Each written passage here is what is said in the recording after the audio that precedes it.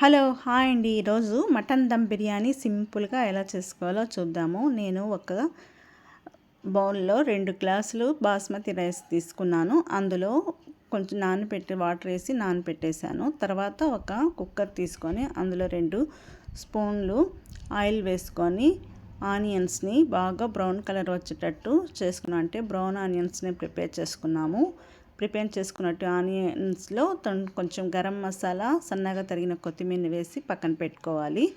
ఇప్పుడు ఈ కుక్కర్లోనే బిర్యానీకి సంబంధించినటువంటి అన్ని మసాలాలను ఆ ఆయిల్లోనే వేసేసుకోవాలి. తర్వాత దీనికి కూడా మళ్ళీ 2 ఆనియన్స్ని సన్నగా కట్ చేసుకొని ఇందులో వేసేసుకొని అది కూడా కొంచెం బ్రౌన్ కలర్ వచ్చిన తర్వాత ఇంట్లోనే కొంచెం పచ్చిమిరపకాయలు కూడా 2 వేసేసుకున్నాను. కొంచెం 2 స్పూన్లు అల్లం వెల్లుల్లి పేస్ట్ని కూడా వేసేసుకున్నాను. తర్వాత మటన్ని వేసేసుకోవాలి. వేసుకొని ఇందులో ఉన్నటువంటి వాటర్ అంతా కొంచెం ఇంకిపోవాలి.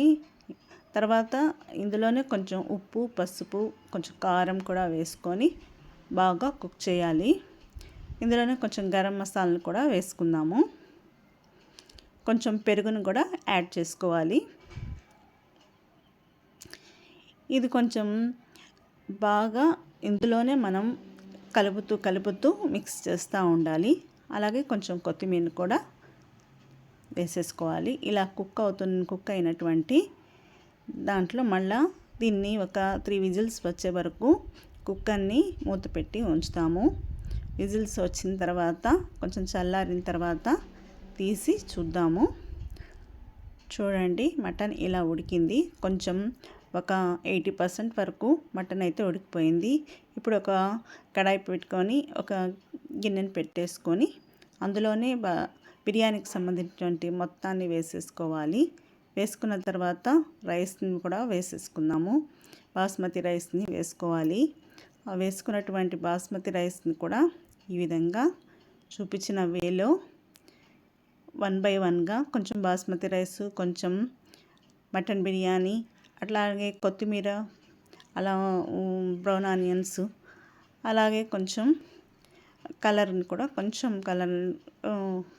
కూడా వేసుకోవాలి. చూడండి, బాస్మతి రైస్తో మటన్ బిర్యానీ ఎలాగా దమ్ అయిపోయిందో. చక్కగా చూడటానికి, తినటానికి చాలా టేస్ట్గా ఉంటుంది. ఒకసారి మీరు కూడా ట్రై చేయండి. దీన్ని నేను ఒక లాంగ్ వీడియోలో చూపిస్తాను మీకు బాగా క్లియర్గా. నచ్చితే లైక్ చేయండి, షేర్ చేయండి, సబ్స్క్రైబ్ చేయండి ఫ్యామిలీ స్టార్ కిచెన్కి. Thank you.